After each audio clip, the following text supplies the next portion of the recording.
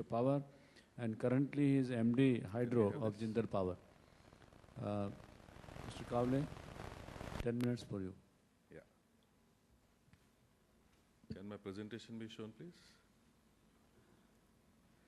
I think there was a last-minute inclusion in the topic of Uttarakhand. So I've included some slides from Uttarakhand as a last-minute inclusion. As soon as we are able to see the presentation, we'll be able to see. Mr. Trivedi talked yesterday about the golden rule, which is that gold rules. But there's another golden rule. If there's anything to be blamed for in the country, blame hydropower. There's the first rule that is followed, particularly by environmental people. So one of the first reactions in the media after the Uttarakhand disaster took place was that this is all because of hydropower. Now, I want you to see these photographs not just for the devastation it has caused to this project, which is the Vishnuprayak project of Jayaprakash. It is in the upper reaches of Uttarakhand. Please also note the slopes on the sides of the hillsides and see what is the condition of those slopes. Now you can see that the slope on the other side is almost pristine. I don't think anybody can make a claim that because of this hydropower project, the slope failures has taken place and therefore the devastation has been caused. Now look at the thick tree cover on the other side and see all the rubble that has now got collected in the dam as a result of this is during the floods, of course. Now this is a before and after photograph. This left-hand side photograph was taken in 2011 after the dam is completed. You can see almost pristine slopes. And yet, this devastation has taken place. Again, in this photograph, you can see how the dam actually has got overturned. It has got bypassed. Another channel has got formed on the other side. And enormous amount of work will now have to be done to correct this. Again, a before and after photograph. Again, you can see the pristine slopes. I don't think you can see a thicker vegetation cover than this. Right. So, the point I wanted to make was that everybody loves to blame hydropower. Fortunately, as the coverage of the disaster progressed, better sense prevailed and people started acknowledging that Tehri had a role to play in the mitigation of this disaster. We must understand that firstly this is an extreme weather event that has taken place.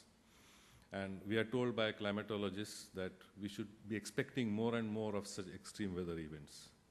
And this is definitely not caused by hydro projects. Now the argument will go, have hydro projects worsened the situation than it was, and in what manner?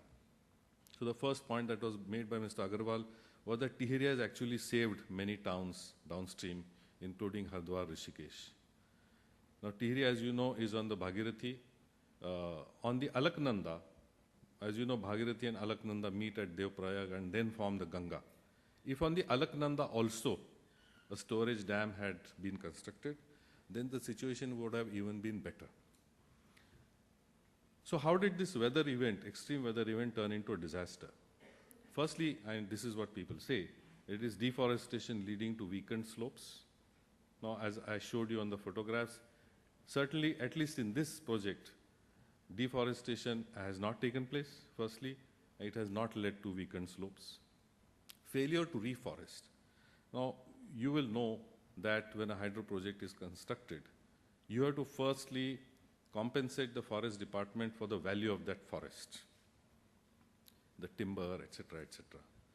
You also need to calculate the net present value of the environmental benefit that the forest provides and compensate forest department for that.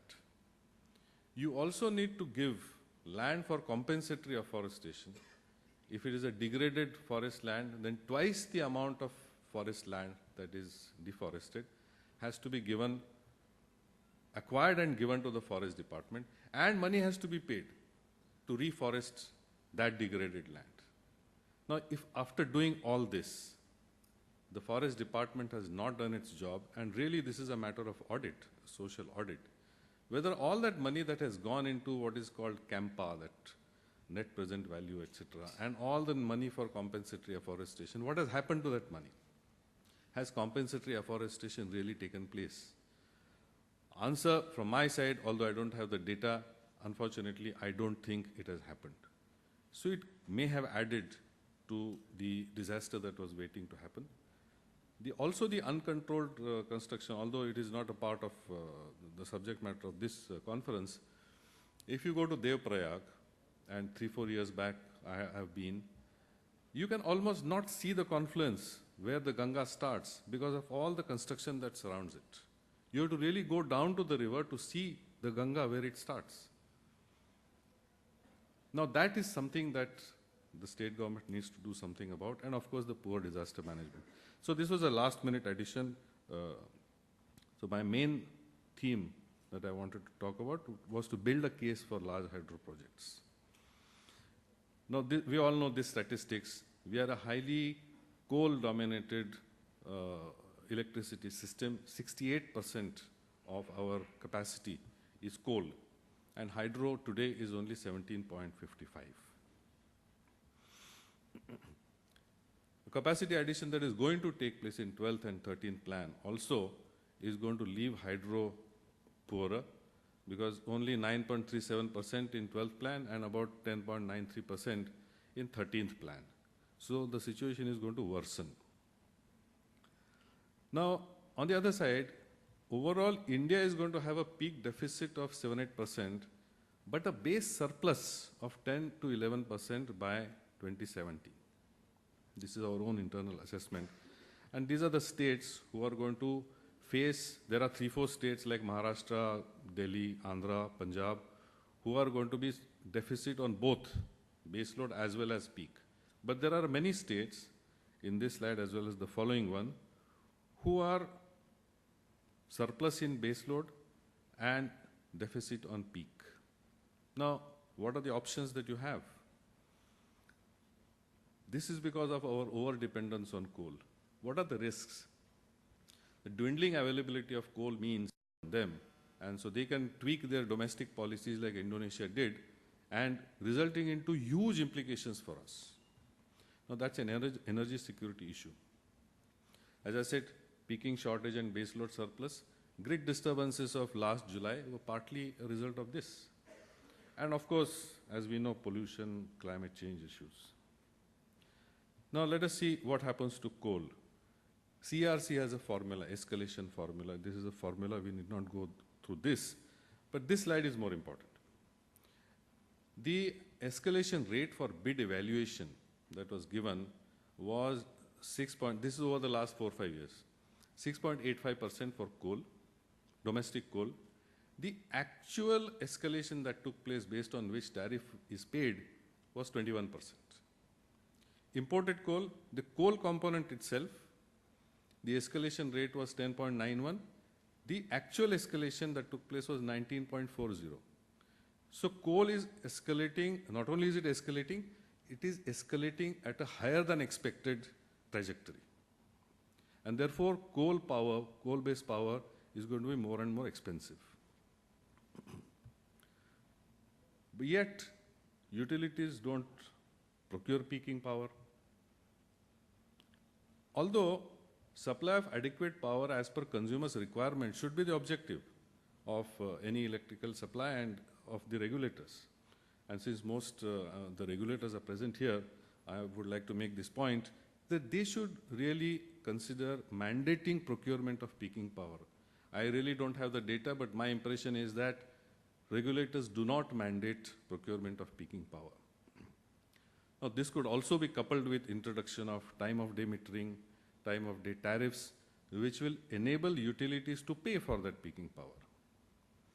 Introduce ancillary services market, and Harry, as I know, is a great exponent of ancillary services. Of course, we also need demand-side management at the same time. Now, what are our options for peaking? Gas, today 20,000 megawatt capacity is standard. Rising domestic prices, they are now $8.4 per MMBTU, and LNG is $12 to $14 per MMBTU. leading to tariffs of 6 to 8 rupees a unit. There's no shale gas in the country as of now, not discovered. And whether shale gas will come into the country in the form of imports is not certain as yet. The other option is hydro. Now 75% of the potential out of 1,57,000 is yet untapped. In addition, there's 45,000 megawatts sitting in Nepal and 25,000 megawatts sitting in Bhutan.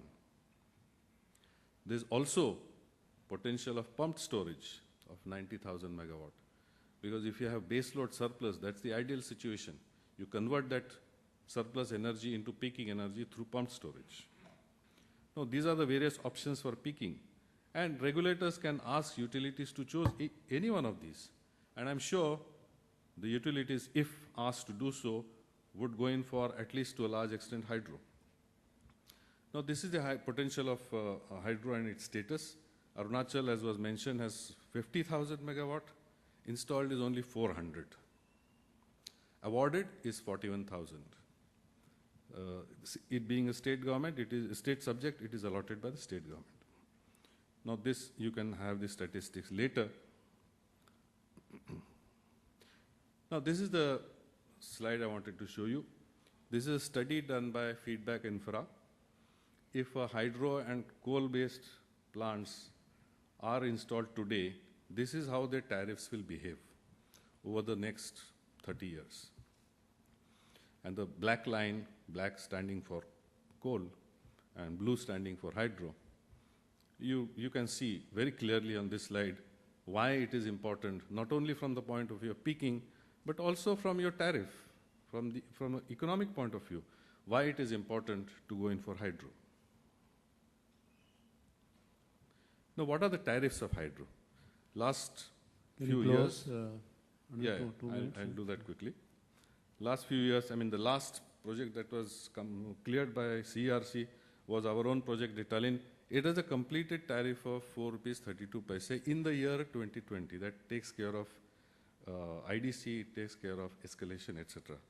So it makes sense to go in for hydro.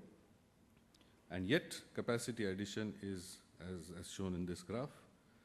Over the years, from the first plan to the 11th plan, this is the ratio of hydro in the entire energy mix.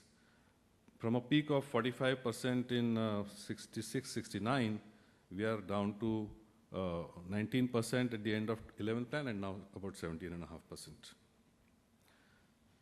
So hardly any tenders for medium or long-term power procurement by states per se, including hydro or thermal. And no hydro procurement, this is the issue. The reason perhaps is that thermal procurement process is very well established.